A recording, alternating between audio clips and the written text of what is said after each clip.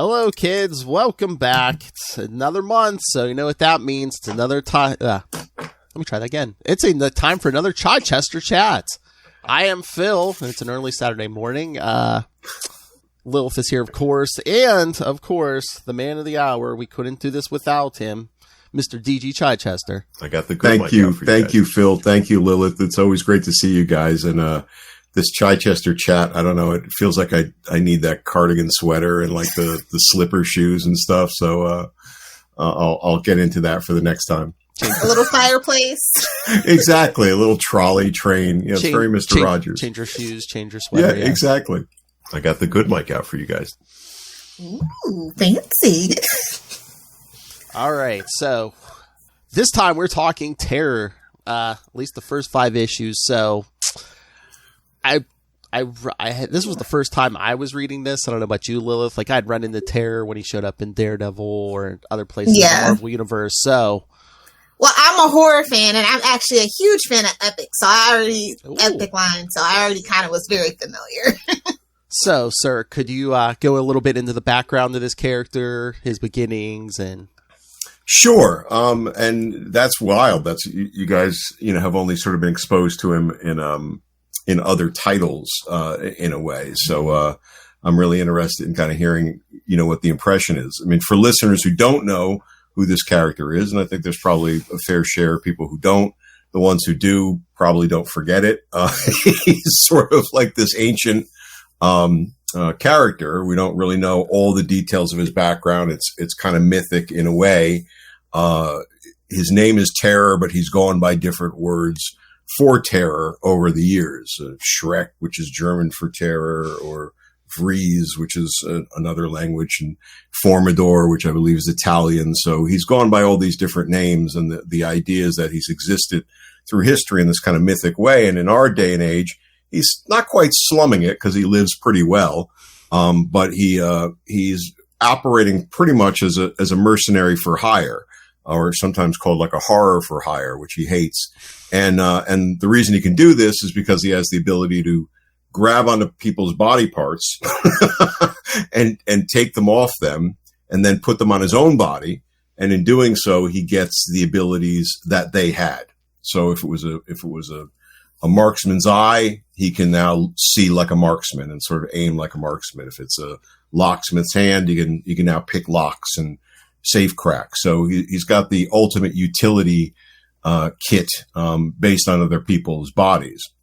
And the background of this character is he began in the Epic titles, the Shadowline titles, as a boogeyman, a kind of the main villain for a character called St. George. And St. George, by the name, was kind of the epitome of the knight in shining armor, and we needed a bad guy, and Shrek became that bad guy. And then over time, and maybe you guys want to ask some specific questions, or I just ramble on about it, but he was transitioned over to the Marvel Universe and became Terror, and took on a somewhat different but same identity in that way.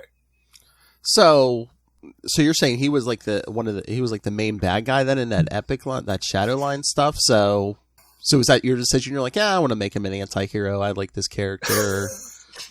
Well, I did love the character, and I figured once the Shadowline stuff was over, that was kind of it. There wasn't a big chance that they were going to return to a bunch of Shadowline specials. He was, as I said, the main adversary probably of St. George. There were 3 main Shadowline titles, and then we did a big mini series called Critical Mass, which sort of wrapped up the stories in a lot of ways, and he definitely threaded through that. But a little bit afterwards, Carl Potts, who was at that point one of the editors-in-chief at Marvel, when Marvel sort of split itself up into a couple editors-in-chief, or was that the point? Well, he was definitely the editor-in-chief of the Epic line at that point. And Carl and I had a great relationship and continue to. But he called up and he said, listen, we're thinking about doing some kind of assembly of a lot of the horror characters in Marvel.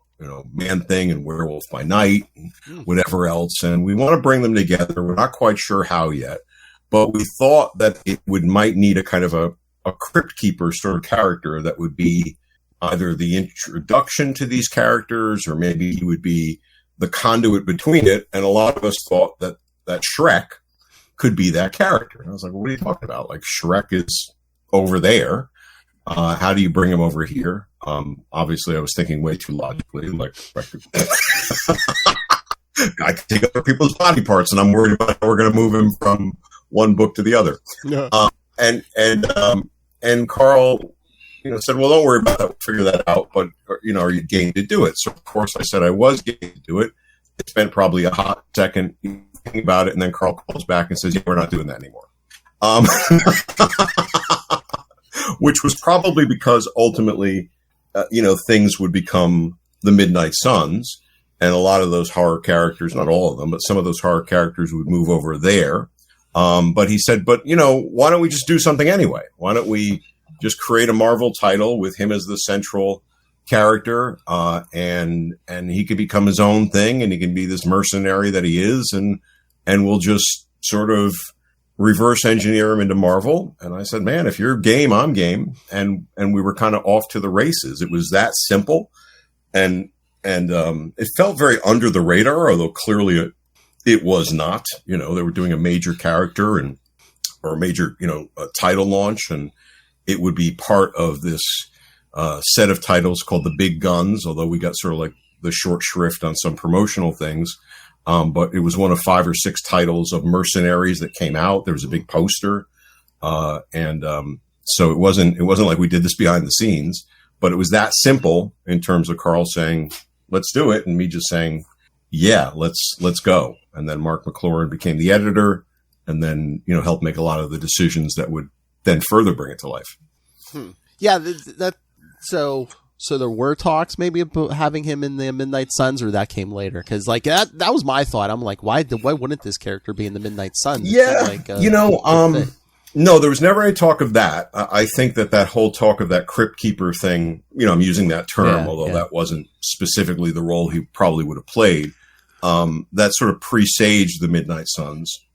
And I think once the Midnight Suns stuff started to take root, which of course nothing took root until we got together, the bunch of us at this conference center for a couple of days, and then created the Midnight Suns and created Lilith. And, there were the individual titles that Bobby Chase knew she wanted in this universe, but that's where we came up with all the Midnight Sun stuff.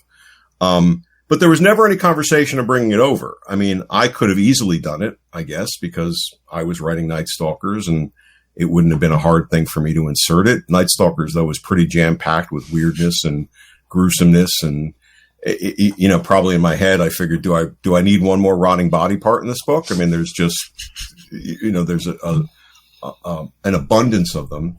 And I don't really know that terror would have been Bobby's cup of tea. I think that she saw a legitimate sort of commercial appeal to bringing together a set of books as a commercial entity. Meaning the Midnight Suns were supposed to be kind of her X-Men in a way, right? A group of titles that existed in one way or the other together.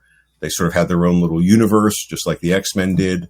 And Terror was weird, right? Terror is weird, even beyond the norm of some other things.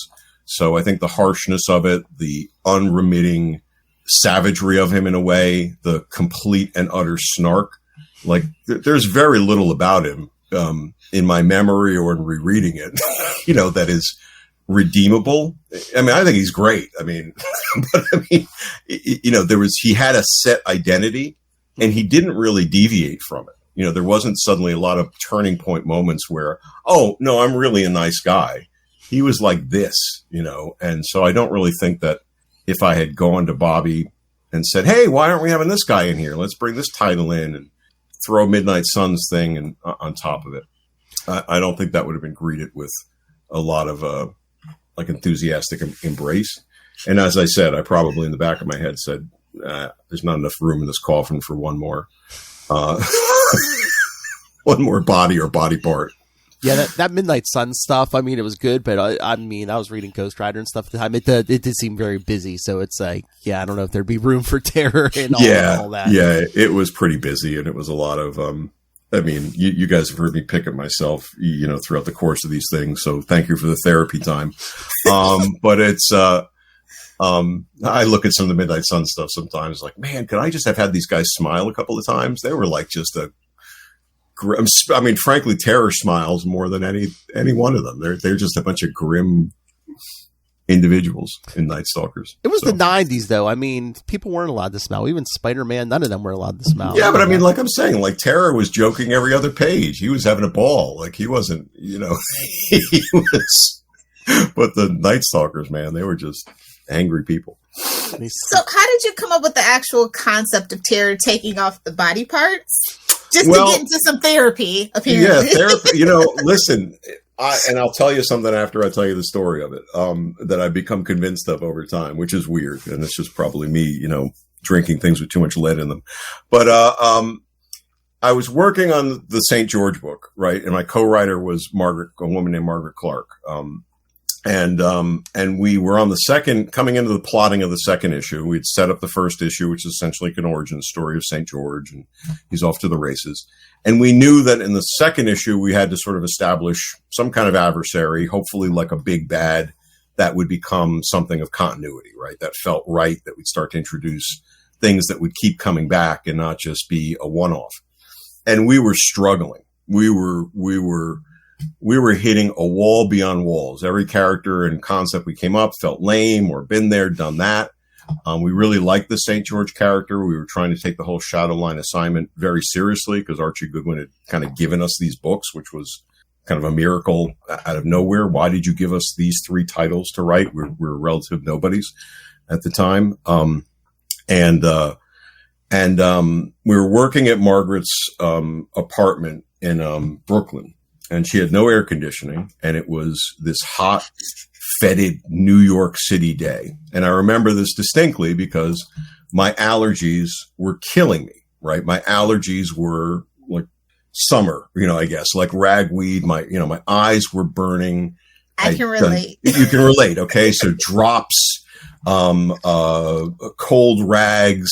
I'm probably useless as much as anything else. Like we're writing together, but I'm contributing nothing except, complaining and in pain, and nothing is working to alleviate this allergy, redness, itching. And I just remember throwing my head back at one point and just saying, I would kill for somebody to come and rip the eyes out of my head. I literally said that.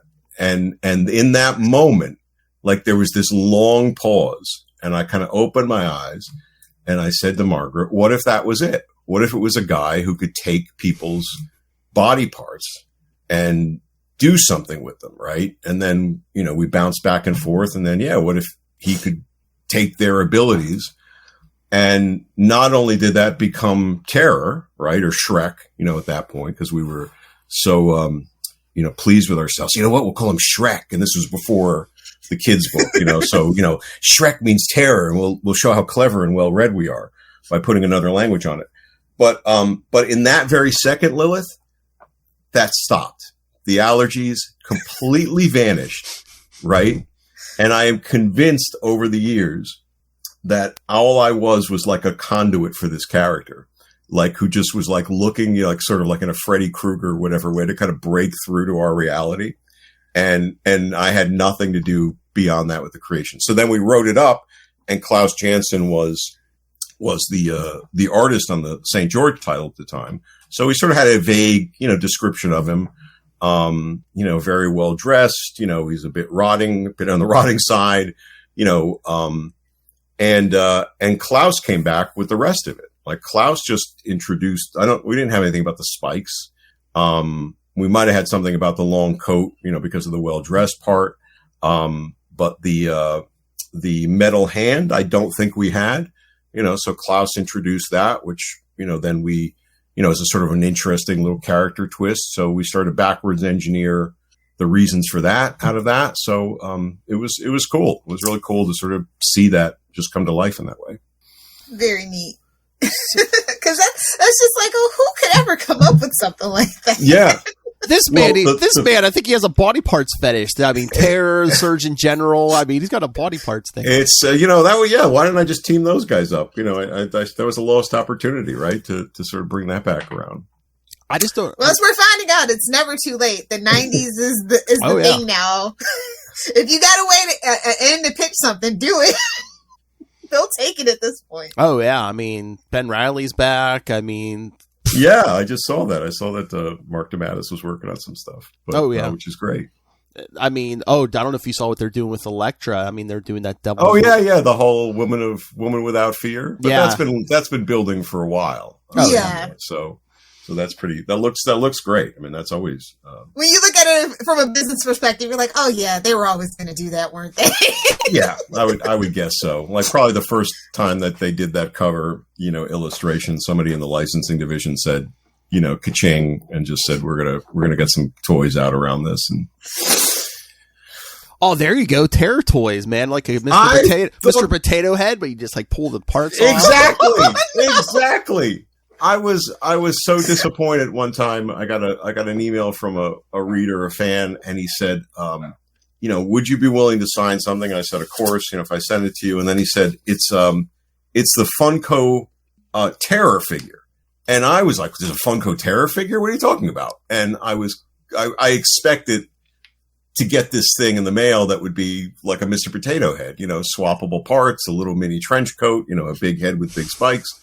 And instead it was this lame purple Deadpool. I guess Terror had appeared in this thing. The League of Losers. Yeah, League of Losers or the Mercs with a Mercs for Money or something like that. And he just showed up as dressed in a Deadpool costume, a purple Deadpool costume, which just completely, like, clearly when you create a character for Marvel or any entity, it's out of your control at a certain point. But I left a lot of clues of how to do this character. I left a very clear roadmap of how he dresses, how he talks, how he acts. And of course they can change that, but that was so far like outside the norm. So of course I signed it for the guy and I hope he's happy with it, but it was just the weirdest thing. Now we're going to have to make a custom Funko Pop for DG. Well, or even better, like Phil sort of saying, I could see, I've got like this great, it's around here somewhere, it's like the new, these new Hasbro figures they're doing for some of the characters. So I got the new Daredevil one and it's got a couple of swappable like heads, right? There's a Matt Murdock head. There's a this. So I could just see that, a Terror figure with a couple of arms, a couple of different legs, be fun,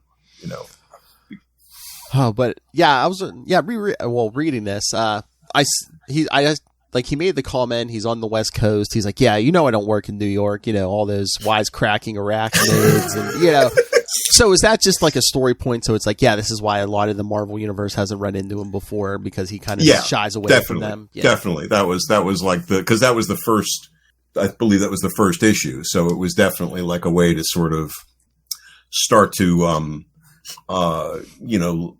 lay some seeds of why he was a bit on the down low. Although later we would have Doctor Strange show up, and tacitly acknowledge he knew aspects of him. Yeah. Later on we would have a crossover with Wolverine because, of course, why not? And make a sort of suggestion that they had some history because they were both killers, of a certain sort. So there were places where, we started to kind of make a nod, and then we could do that great reverse engineering around character history. Oh yeah, there's we might get to that in December. Yes, there's a 2-issue Wolverine arc you did. Yes. Yeah, that was fun. With Terror. But no, the arc after this, the one where we read for this, the Punisher shows up. I mean, talk about killers. Yeah, well, now I didn't reread all the Punisher issues, but I could sort of remember those. But so, when he shows up in Dead Man's Hand, was that your idea, or were they like, oh yeah, everything with Terror was my idea. I mean, the only other person playing with him, at any degree was probably Greg Wright, my friend Greg Wright, and then the completely bizarro crossover, we would do with Luke Cage and Silver Sable. And so Luke Cage was Marcus McLaurin. And we were friends as well as co-professionals on things. So it was mercenary on our part to sort of say, all right, let's do crossovers. Not that any of those titles were the most commercial, of things, but we figured, okay, crossovers always can be a promotable event.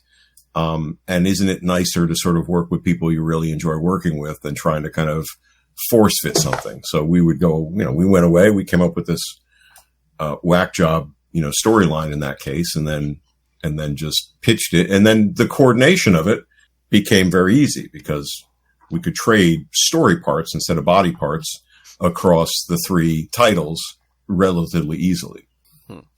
And I'm sure you had long-term plans for this character, because even in Dead Man's Hand, like, he does a favor for Daredevil. He's like, I'll do this for you, but maybe one day when I come to New York, I'm going to need someone in my corner. So right. I don't do favors; I accumulate debts, yes. Which is one of his catchy phrases and stuff. No, absolutely. I mean, I mean, as much as I loved writing Daredevil, and I did love writing that. I mean, I can't think of a thing I worked on, with the exception of maybe the Strange Days movie adaptation, which I had to write like in a day and a half, that I didn't enjoy writing. But of all of them, I think this character was the most fun and the most bizarre and never really felt like much of a stretch, which I guess is disturbing. And maybe you guys should think about doing more of these chats based on that. But by that, I mean, it was the stories just kind of came to you, right? And he could play across such a wide range of things. He could be a straight up mobster tale, which is essentially what the Punisher tale is, right, Lilith? If you look at that, this one, which we kicked it off with, which might have been a quote unquote mistake, but I don't think so. But it's a pretty fringe Marvel history, supernatural story. But he could play in both worlds. The Wolverine story later on is a kind of an eco-terrorism story in the Wolverine title itself, right? So there was lots of different, I think, genres this character could fit into with kind of ease, if you get over the fact he literally looks like death and has a little bit of a skin issue. I mean, look at Deadpool. Yeah, Deadpool. And they found a great formula, for that, to work with. But this was far, far darker, in its own way and even more twisted. But yeah, I mean, there's similarities certainly in a merc with a mouth and a somebody's mouth. But I mean, I couldn't tell you there were specific story point, choices or he needed to kind of get here, but we had no intention of sort of ending the book where we did. And even in ending the book where we did was a bit of a surprise because we knew the sales weren't where they needed to be. And again, I think a little bit of that was. I think you were a little too ahead of your time. I think that they called the callback to like the horror stuff a little too early. I think had they waited a couple of years, that could have been even a little bit bigger, and we might be having a different conversation. I agree, and I think the whole Midnight Suns thing is like that, as well. Yeah. So great idea. It's all about timing, though. Yeah, and sometimes it seems like it's the right time, and you just sort of jump into it, and then you find out later, oh, okay, that wasn't quite right. How many TV shows in the 80s, 90s were tried that long form storytelling thing, but TV at that point was, for the most part, still very singular. Maybe a 2-episode thing was a big deal. And it was the finale, so you had to come back. Right. Definitely. I mean, you wrote a great story. I just think, like Lil said, the timing. I mean, you in the age of pouches, I don't know if, because even the Midnight Sun stuff, I mean, it just seemed like it was there and then it was gone after a while. Like, I mean, even Ghost Rider went his separate ways with everyone. So yeah, I mean, like you said, just the timing. Well, it was also, I think you get into, I think part of the timing is also we're much more, audiences can be much more singular now than they were then, right? The audience mentality and probably the overall audience approach, even from a Marvel at that point, was all or nothing. It's either the big, Marvel universe, right, all together, or it's nothing. Whereas now, you've got these sort of like fringe audiences. I mean, you could have been my wife became a Supernatural fan, right? The TV show. I'm so sorry, sir. Well, no, another therapy. If you want to have her on, for her own show. But she fell into that and watched, binge watched, a lot of them. But that show was on for what, 14 years, 15 years, something. I never heard of it. I mean, I heard of it, but I never watched it. So I think, when you've got, 700 channels and 400 streaming services, now you've got these sort of niche audiences that could sort of be appealing in that way, where, the Midnight Suns was, for as many titles as it was, I always felt was very insular, right? The horrific things around it were very insular to that world. And as, I mean, any group of titles can be that way. Try to get into the mutant titles at any given time. It's impenetrable. So Terror was definitely his own thing. I mean, one of my, favorite reviews was, I think Cliff Biggers wrote it. But I'm sure I have it in my Sad Glory Days clipping file. But it was basically, it started off like this is, there's nothing else like this in the Marvel universe. This was about terror. And maybe that's a good thing. And so, okay, I'll take that. I'll go with that. But, you have to either treat something like that really special and go to the right audiences and cater for it. Or again, the timing is just off because that's not what Marvel wants to do, right? Why did Vertigo, and I'm not trying to put terror, within a Vertigo-like area, but I will. I think it would have fit well, like a character like that in a certain way. But, they treated those titles right? The Vertigo books, as an example, were their own thing. Marvel tried to do certain things, and that's certainly what Epic was doing at a lot of ways. And Marcus definitely was in the zone of that thinking, but Marcus also had many responsibilities beyond Terror Incorporated and all those things. So, we couldn't suddenly just become a complete pocket universe, unto ourselves. Yeah, I think that is a great point. I think that's the big thing. Yeah, I mean, if Terror could have stayed his own thing, like you mentioned, the Vertigo line. I mean, like like Hellblazer, Lilith. I mean, they kept John Constantine pretty much in his own little pocket. We're keeping that title alive, but barely. Yeah, but during the Vertigo era, he kind of stayed Vertigo. In his own little pocket. They learned the niche market very quickly, right, and fostered it and cared for it, and that would be the crossover I'd love to see: Terror and John Constantine. It'd be the trench coat brigade, right? Exactly. It was all everyone who had the a lot of long coats in that day and age. But I wore a long coat in that day and age. I still wear long coats, so that's back in the day. See, there you go. Back in the day, yeah. But he's a very fascinating character. I will say that I was like, why did they change it from Shrek to Terror? And why did it take them so long to acknowledge it was the same person? I'm so confused, Marvel. Well, I mean, we changed it because obviously Shrek was there was a movie coming specific in that. No, I don't even know if that was there was nothing about the movie at that point. Nothing about the movie. It was the break between the Shadowline universe and Marvel. And also even though they own both, and it was also, Marvel sometimes is a little bit more of a 2x4 in terms of what is the guy? Is the guy Shrek? What is a Shrek? Shrek is the German word for terror. Let's just call him Terror. I mean, nobody said anything like that, but it made sense. And certainly the way he referred to himself over time, even within the Shadowline books, right? He'd introduce himself. Ultimately, he'd be known as Shrek, but he would throw out the I'm this, I'm that, I'm the other thing. And he does much the same thing in the Marvel title. Now, Marcus was the ultimate good soldier. Marcus knew, because he had worked with us, at Epic, and we had known each other forever. So he knew who the character was.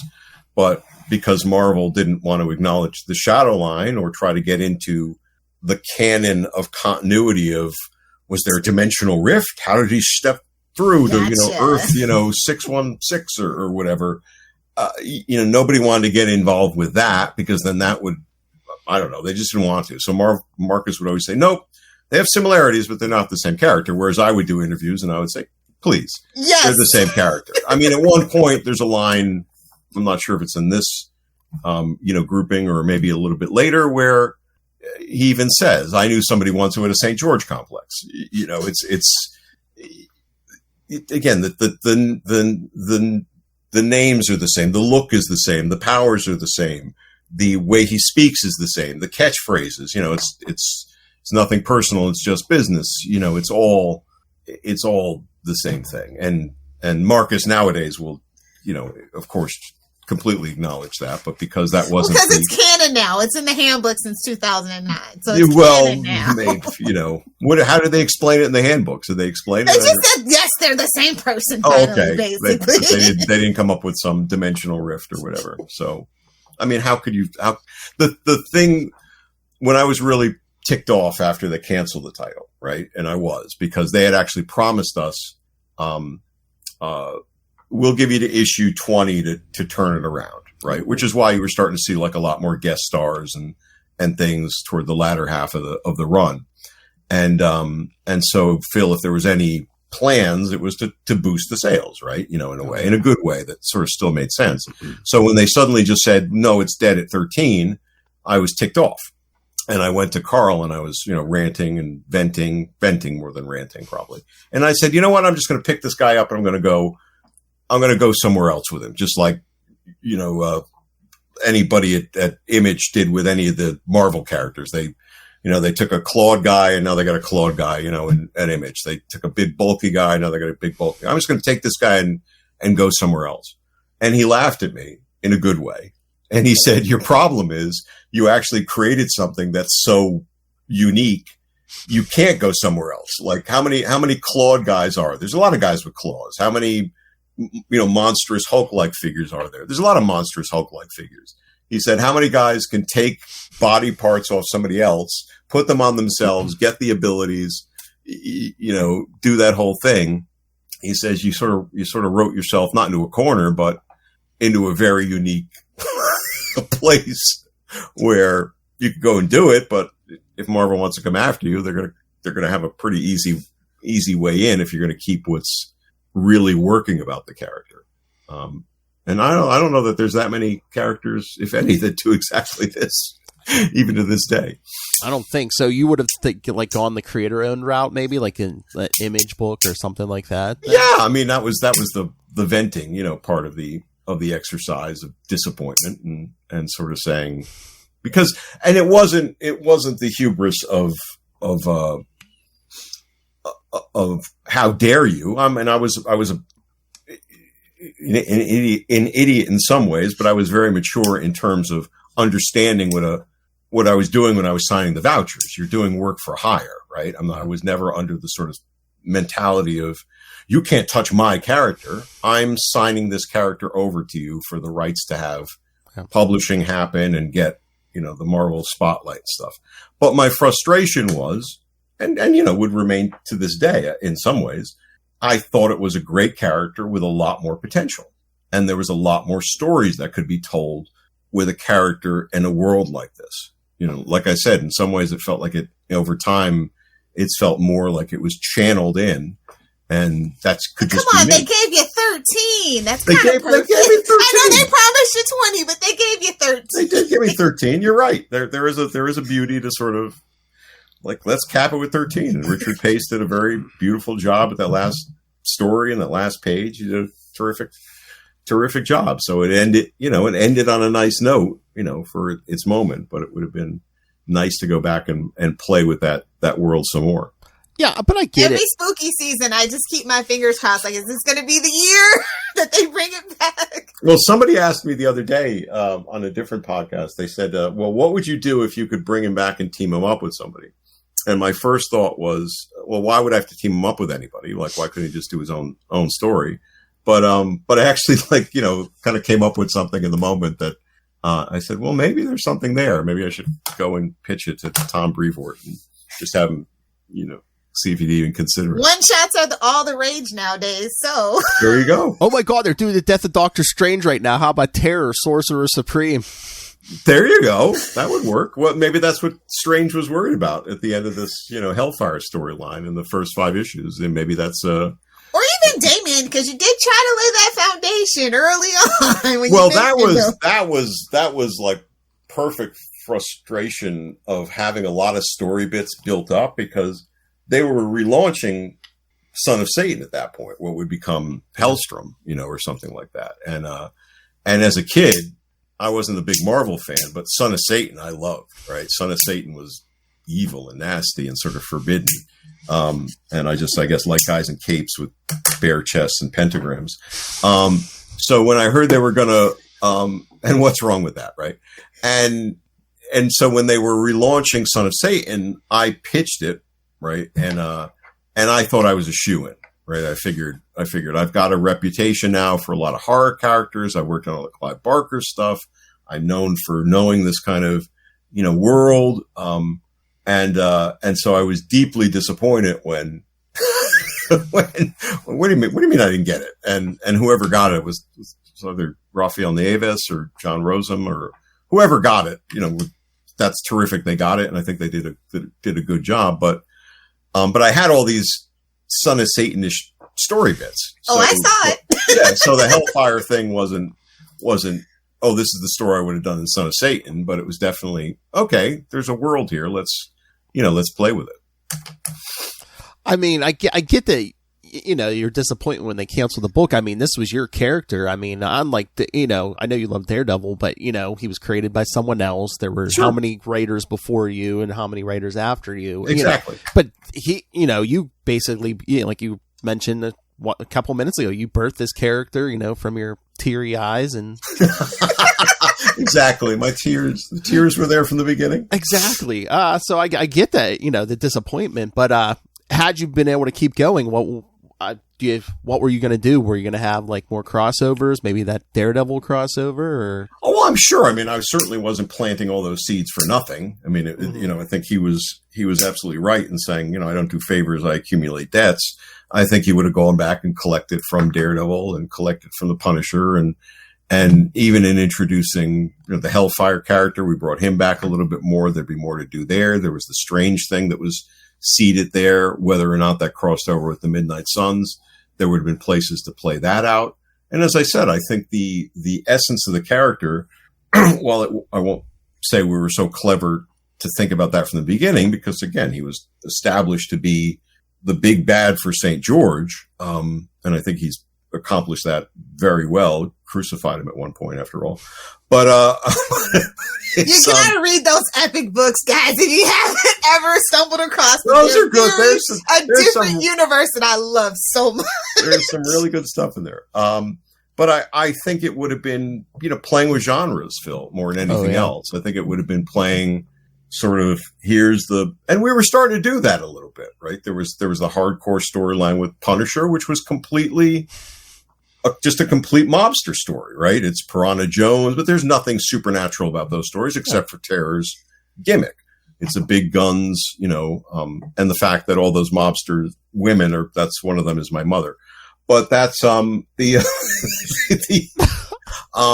I think it would have been weaving between some of those things. I think there probably would have been a science fiction story or a science fantasy story. That would have been a cool way to play out, something with a Fantastic Four like group or a weird science type of thing. There probably would have been a story where he had to go to New York and he had to play things out in a platform. I felt I was very specific in making some of those choices, not knowing that I would do this in issue 17 or whatever. But there was so much that was established. I think there was a whole Nick Fury Shield story probably packed in there, in the sense of he's the ultimate weapon, right? He's the ultimate espionage thing that Fury could have recruited him or cornered him and basically dropping him into a situation, probably literally, from a plane with no parachute, and he's just ahead in the desert somewhere, and he has to go and accomplish a mission, from there that nobody else, can in the time. So I think there would have been a lot of places to play that out, in a fun, bizarre, twisted, alternate corner of the Marvel universe sort of way. But I like your off-brand quirky stuff. I do. I think it's some of your best work, honestly. Thank you. Thank you.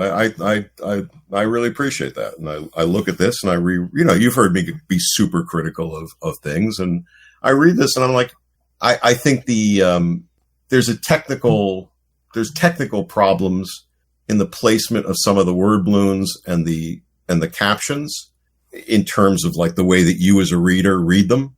Like they're sort of stacked sometimes in the wrong places. And I think the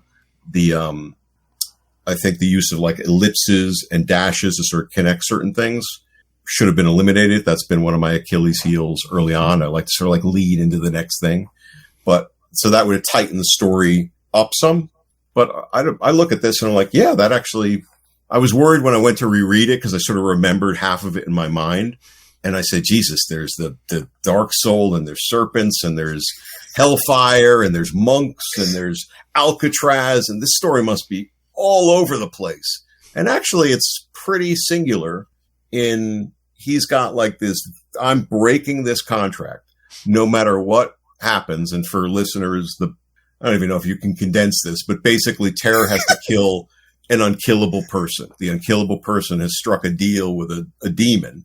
And that's keeping the unkillable person alive. So the only way that Terror can break the contract and kill his target is to find the demon, go to a hell, and basically make a new deal that the contract can be broken. And that is so condensed down. That's almost not the story, but I felt like it was going to be all over the place. And yet when I read it, it's like, no, the introduction of Mikhail Draconomagus, which is like, again, that was an example of way too long a name, but I even make fun of myself at one point. So I clearly understood what I was doing. Like at one point somebody says, well, Hellfire is a hell of a lot easier to say than that whole Mikhail Draken, whatever the hell your name is. So I clearly knew what I was getting myself into. And anyway, I think the Bizarro. So were you given the team, or did you kind of call in some favors for the? That was Marcus McLaurin's inspired choice. I mean, we knew Jorge Zafino as a force of nature, and I think that Marcus. I think it came before this. Marcus had worked with Jorge on a Hellraiser story, that I probably assigned, and Marcus probably finished off, since I kicked off a lot of the stories and then left as the editor. But that story might have been already been in motion. But so he may have had a little bit of a relationship with Jorge, so he picked him. And while I don't think Jorge was the most commercial artist, because his style was so was not that's the other thing, and not of the day, right? It wasn't pouches and overworked lines and stuff, but he's brutal, right? In that there's that. If no one knows his art, I really suggest going to find it. It is a force of nature, and it's perfect. There's some places where the coloring gets a little muddy because of the printing at that time. I think it doesn't do it any favors, because he has such stark, raw imagery, the way he illustrates. But man, just he defined like the feelings of that moments and that character for me. As much as anything, more, even more so than I say what Klaus had done. And Klaus obviously did a lot. Yeah, the art really set the mood for this for me. Yeah, it really well done. There's a sad that Jorge died way too young. But there was a 2-part Terror story that was written as a fill-in, right? Kind of, even I wrote it, even though I would have been filling in for myself, but it was sort of written in case we got off schedule and we needed it. And it was sort of a variation on the Monkey's Paw, the old horror story, the Monkey's Paw, if you know that at all. Do you guys know that story? Yeah. So Lilith is nodding her head. Yes. On And just for listeners, just go with it. And so, but Jorge was no longer on the book at that point, right, as the regular artist because of some scheduling conflicts, but he illustrated it. So he actually did the illustrations to this whole 2-part Monkey's Paw story. So it existed. It was done. It was going to, I was then going to script it and it was going to get lettered. And I know it was in Marcus's art files when Marvel had their massive purge of the mid-90s, right? They were in a terrible situation. They laid off a third or more of the editorial staff, canceled titles. It was an awful day, right? And that story went missing, right? And I went into the offices like not too long after, saying, hey, there's the story. What's going to happen with it? And, are we going to publish this because it exists and it's almost done, and trying to scrabble for, table scraps, but also knowing that it was a great, great story. And I started asking around about it, well, it was in Marcus's offices. Where is it now? And it vanished. So somewhere out there in some, awful person, I'm stealing it or losing it. There is 2 issues, 44 pages of Jorge Zafino Terror Incorporated art. That was a pretty rocking little story. And it's actually one of the few stories I think I've told you guys before. I lost most of my work in a terrible hard drive crash. But I actually have the plots for those 2 stories still.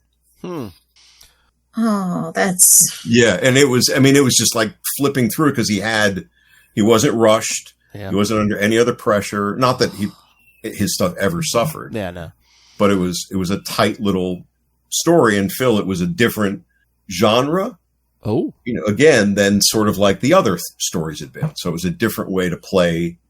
Terror was acting sort of more like this I don't know, kind of story guide for these weird Monkey's Paw events that were kind of happening through the rest of the tale.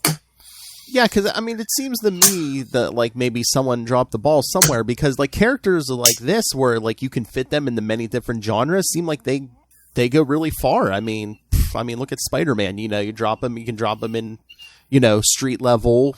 Sometimes he's fighting more cosmic villains, with an Avengers or something. Yeah, I think it just needed more of its own. Obviously, at some point or another, it's got to find an audience, and maybe again, the way the world was now, the world was then, it would never have found an audience, even if Marvel had decided to put more effort behind it. But I sort of feel the way the world is now, it probably would find a smaller, unique audience, and that would be kind of. I'm just saying, Netflix would have called you. That's all I'm saying. And Netflix may still call me. Who knows? I had somebody call me, and it was a guy who had written some real stuff, and he was interested in sort of the Shadowline stuff a few years ago. Oh.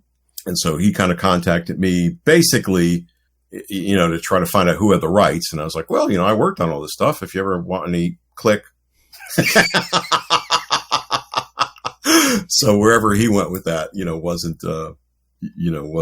hasn't come to fruition yet. So would that be Marvel Disney, or what nowadays? It would be Marvel Disney. Stuff, yeah. It's all the Shadowline stuff. The Shadowline stuff was the only work that ever came out from Epic that was not creator owned. Oh, okay. So that was created by Archie Goodwin while he worked on staff at Marvel for Marvel, the entity, even though it came out under Epic, it's all company owned properties. So all that stuff is within their IP. Although I saw, and I have no idea what it's about, but I was doing some research on something. I think I was looking for a copy of the Shadowline promotional poster for something for my newsletter, which we'll plug in a few minutes. But it was, there was another like bunch of comics that had Shadowline in the title.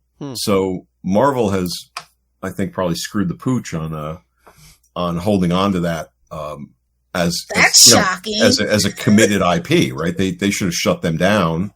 Yeah. And kept a closer eye on that, because whether they want to do anything with those properties or not, they're theirs. With the mouse money behind them, they can get it back if they want it. They can, but you've diluted it. You've allowed somebody else to use it, and use it with without any, I don't know what the term would be. Tara would know what the term is, a legal term, a business term. In Latin. In Latin, no doubt. Exactly. So, damn, Phil, that was it. That was, I should have sent you that line. That was so well timed. But that's a dilution, of their IP in a way. Yeah.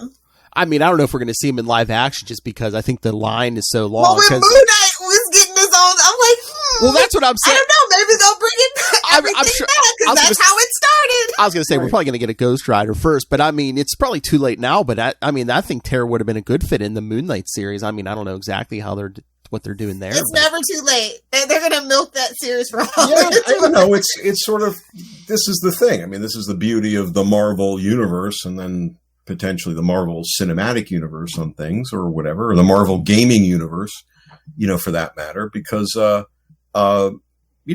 they can mine things well or mine things terribly. Terror will be OP as heck. Yeah. I mean, in MMO, he would be way too OP. You need like 1,000,000 bajillion points for him. It would be, in the third Blade movie, which is maybe one of those things you don't speak about in daylight. But there was, they mentioned, like, they call themselves the Night Stalkers or something. They're not really, right? The side team with Ryan Reynolds or whatever. And they call themselves Night Stalkers. They're not really the Night Stalkers, but clearly they pulled that title from the book, right? And because I came up with that title for the book. But it wasn't that exactly, so who knows? There could be, something, and suddenly some shambling corpsey guy shows up and he's in the background of something. I mean, they're doing a whole, I think Moon Knight's going to be the Alpaca universe where that's possible. I'm just going to keep my fingers crossed and hope they call you.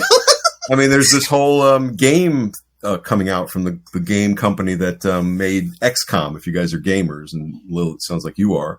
At least, so it's called Midnight Suns with a U instead of an O. So that's coming out next year, and it's not the exact team, right? It's not, but it's a lot of them. And then they threw in some extras, then they threw in some more A-list things like Iron Man and a couple of other things. So, but it's got Lilith in it, and it's got Blade and Ghost Rider, and it sounds like they're cribbing from aspects of the story. I think probably just enough so they could use it, and not enough so they'll ever acknowledge us or pay us. So I was maybe proud. You'll get a gift certificate. I would. The game. That would be cool. I would. One of those little thank you screens. I expect nothing. I expect nothing beyond that, but I expect at least that, because we can do a Midnight Suns special sometime, but we'll see that story on the internet soon. It'll be like, Dan Chichester got a thank you in the credits, but they misspelled his last name or something. Exactly. That was right. Danny G. Chichester is how they list me, or something, like with G like GEE or something.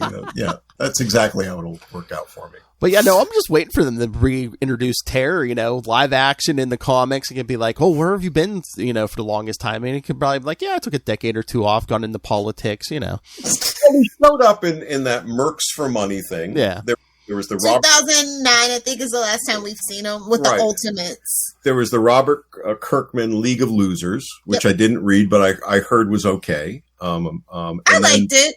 And then there was the David Lapham Max series, which looked like he actually at least nodded to some of the continuity, but I didn't read that, so I don't know. I don't know how it played out. Did you guys read that one, or? Mm-mm. I didn't read that one, but I like Kirkman. I like I was like, I get why he would pick him, rotting corpse, the whole zombie. Yeah. No, absolutely. But and so it hasn't been used, and there's lots of other shinier things to play with. So, and I think it's the sort of thing that if a character appeals to a creator who's working on something, that's why they're going to say, I'm going to bring this in and do something with it. I mean, and you never know what happens on things like that. I mean, it's easy to forget now that in the late 80s, 90s, Swamp Thing was a fringe character 2 issues away from cancellation, right? There was no, Alan Moore, Steve Bissett, John Totleben, come in and save this title. It was like, we're house cleaning, just wrap this up. Or, I don't care that you have 2 movies and a TV show. but so that was an instance of creators looking at something and saying, nobody's paying any attention to this. And we're going to go and do what we want and then inject the right things at the right time. And then there were enough people around that within the DC editorial universe to coddle it and treat it right and see that this is something special and help foster it. Right. And that was, and also Crisis was coming. So what did they have to Right. But was that the first Vertigo title or one of the first ones? Or I think that was probably the segue into Vertigo in a lot of ways, was Swamp Thing.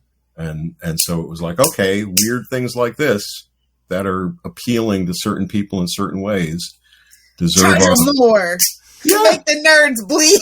And, for the most part, you got what you were well rewarded, right? If you were into that type of story, and by that, I mean really good, mature stories that you weren't finding anywhere else for the most part, you were well rewarded if you put your money down on a Vertigo title. I think they bring down the axe too quick on some of these titles, especially these days, because wasn't like Detective Comics always, there was a period where they were going to like close to cancellation. They're like, we might. Yeah, they say that. So they're like, oh wait, we named our whole company after this. But it's like, it's like a Batman book. They're going to cancel I mean, that's half of DC's line right now is Batman. There was 11 Batman books this week. Hashtag never forgive, never forget. If you can't be yourself, be Batman, or one of the 11 titles, Exactly. Oh, no, I mean, a couple months ago, we talked to Mark Waid, and he even said, he's like, Batman is the fictional character who's had more stories written about him than any other character in human history. And you're like, that can't be right. And then you remember, it might be. I mean, come on. I mean, there were times there was 4 books, a book a week, and it's, Yeah. They do all these miniseries now. And that's where comics become both wonderful and also impenetrable, like for some people, right? Where do I start? Where do I get in on this? If I get in on this Batman title and, I really dig this, and then I pick up this other one, if it's not really coordinated or it's a completely different thing, do I need to shift my, mental state to appreciate it? So. Yeah. Well, I think that's why they do a lot of miniseries, especially Batman, and even at Marvel, a lot of their books, they'll give them like 5 issues and I guess see how it goes. Yeah. I mean,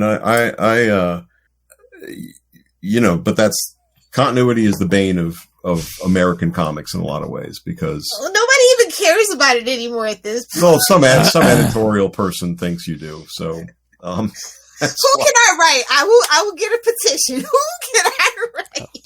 I mean, I've become like a big fan of a certain type of manga, recently. I was reading a lot of these horror mangas. We're in October, so we'll talk about that for, 2 seconds. But, just appreciating how these things are clearly written out as shorter stories, a part of a longer work, so you're getting a 15-page, whatever chapter that's then going to become part of a 400-page ultimate story. But these 15-page chapters allude to the world, but they don't feel like they need to be beholden and shackled to the next part so much. And I think that's there's a kind of a nice lyrical beauty to that as a reader, where it's like, okay, yeah, this is like filling in the gaps, or coming at it from here. And I still see how it's part of this whole big eerie tale, but it didn't need to be that, part 3, synced into part. Yeah, exactly. So there's lessons to be learned there. I think it is a very fast growing market. Every year is always doing better than last year. So I think there's a reason for that, and that's one of them for sure. That's it. Oh yeah, you go in Barnes and Noble, their section keeps growing and growing. Right. So. Right. Yeah, meanwhile, the comic book section keeps shrinking. Well, it's but you should be going to your local comic book shops anyway. You should be. You should be going to your local comic shops, and if you can't get to it, you should go on. If your library has Hoopla, Hoopla is a great way that to get into comics, and and there's a paid system there that those the way that works is, there is something going back to the publishers and going back to the creators through that. So it's not like you're just borrowing the comic. I believe, as far as I understand it, but that's a great way to get exposed to things. So comic shops first, and read. Like, it's cool. And if you could find Terror, read that. But I don't think Terror's on anything. So yeah, I was gonna say, did they ever reprint that or anything? Because I did the old back issue search, and so the guys I was talking to the other day, and I'm not going to plug a different podcast on your podcast, but they're very nice. It was specifically about like Terror, kind of like this one is, and he said he couldn't find it on Comixology or anything, or Marvel Unlimited, which means Marvel Unlimited is limited. Yeah, so exactly. That would be Marvel is limited. Well, just like DC Infinite's not so infinite. Exactly. So, which is weird because it's sort of like, what's it take to just scan it? It doesn't. It's not a. They probably just have one. I'm lucky though. My comic book guy, like his little, excuse the word, fetish. He loves Epic, so I always have he always has a ton of back issues. That's cool. That's Epic cool. comics, and I'm just I actually found them there, the Terror ones there 3 years ago. Yeah. So. Yeah, the Epic stuff was there was some really great, unique stuff worked on, and that probably skewed me as much as anything. Like working for Epic damaged me in a good way in terms of sensibilities. It was a very unique proposition, and it's something that I feel like Marvel should just kind of think about. It's okay to not be mainstream all the time. That's all I'm saying.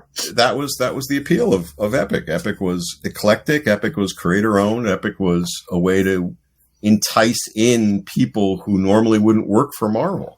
And that was the trick, right? That was the shell game of it in a way, was you had such a great time working at Epic, and most of the creators, I would say, did, on your own property. Hey, why don't you come over and work on a Marvel property now? In which they might not have this same good experience, but maybe they would. And we suddenly had somebody who normally wouldn't think about working for Marvel because Marvel had, I'm not going to work on that stuff. Well, I just had a great experience working with Archie Goodwin, which is not a surprise, and his team, and they took really good care of me, and we infected some of Marvel with that stuff. I mean, do you remember a series called Havoc Wolverine? Did you guys ever see this? So Havoc, you got to look it up. Havoc Wolverine. Oh yeah. The Meltdown thing or whatever. Yeah, Havoc Wolverine Meltdown. Yes. So Walt Simonson, Wheezy Simonson wrote it, and then Jay Muth and Kent Williams illustrated it. Right. So, but they're fine illustrators. They're fine painters. So the whole thing is fully painted, and they came out of Epic, right? They came out of work that we had done there, and they had done successful books for Epic, Moonshadow and Blood, and that allowed them to sort of move into that world. Now, some people in the sales department was like, this would sell a lot better if it looked normal, and yes, it might. Thank you very much for your very informed opinion. Sales are the suits of the comic book. It was such an ignorant statement, but then and now. But that's a perfect example, right, of taking people who probably wouldn't have come in the front door, or been seen even maybe by certain people within the Marvel side of editorial initially. Like if Jay Muth had come up with his artwork at a convention and said, "Hey, I'd like to work on Wolverine," I don't see it, right? But because Jay Muth now is known for this beautiful artwork, many, many issues of Moonshadow, and had a reputation there, then it allowed for opening it up and saying, okay, let's try this out. But all right, I don't mean to keep you here for 100 years, but did they ever reprint any of the Epic stuff even anywhere in a trade or anything? Or no.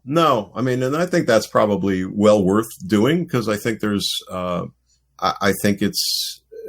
I have gone back and reread some of that again, and again, that nervousness is like, boy, I bet you this sucks, and it's actually works really well, and there's a pretty deep, contained story. But no, I think that's probably